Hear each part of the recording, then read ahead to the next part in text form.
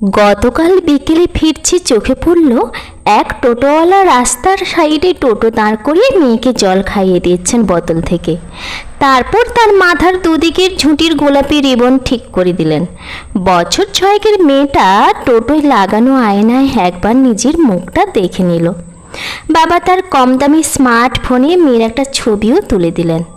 মেয়েটা তারপরেই বলল, বাবা একটা আইসক্রিম আর দুটো চকোলেট নেব।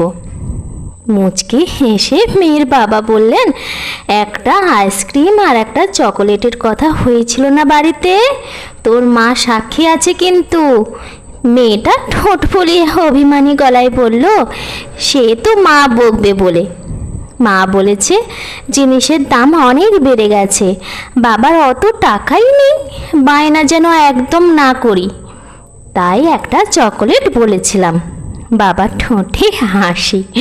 ওরে বদমাস মেয়ে। টোটো স্টার্ট দিতে যাচ্ছিলেন ভদ্রলোক।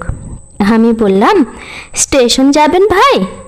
সে একটু ইতস্তত করে বলল, যাব তো স্টেশনের দিকেই, কিন্তু আজ তো কোনো প্যাসেঞ্জার নিতে পারবো না। মহারানীর হুকুম, কোনো প্যাসেঞ্জার তোলা যাবে না আজ। ওকে নিয়েই রাস্তায় রাস্তায় ঘুরতে হবে, আর উনি যখন যা চাইবেন খাওয়াতে হবে।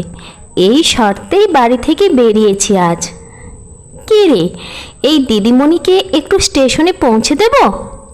মেয়ে ঝুঁটি নাড়িয়ে ঘাড় তুলিয়ে বলল, না না, একেবারেই নয়, কাউকে চাপাবে না আজ, আমি একা ঘুরব। ভদ্রলোক হেসে বললেন, 20 টাকা লোকসান হয়ে গেল দিদিমণি। কিন্তু কি করব, মহারানীর চোখে জল এলে আরও লোকসান। ওদের টোটোটা চলে গেল। আমি দাঁড়িয়ে দেখলাম বাবার রাজকন্যার মুখে এক মুখ হাসি।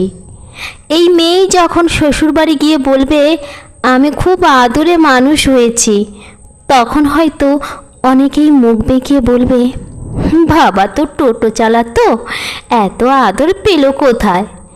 আসলে এক শ্রেণীর মানুষের ধারণা আদুরে হবার জন্য অবস্থাপন্ন হতেই হয়।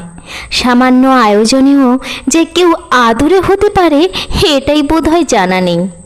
মেয়েটা এই বয়স থেকেই নিশ্চিত জানে পৃথিবীর আর কেউ তার আবদারের মূল্য না দিলেও বাবা দেবেই। সযত্নে বেঁচে থাকুক এই নিশ্চিন্ত সম্পর্কের বন্ধনগুলো।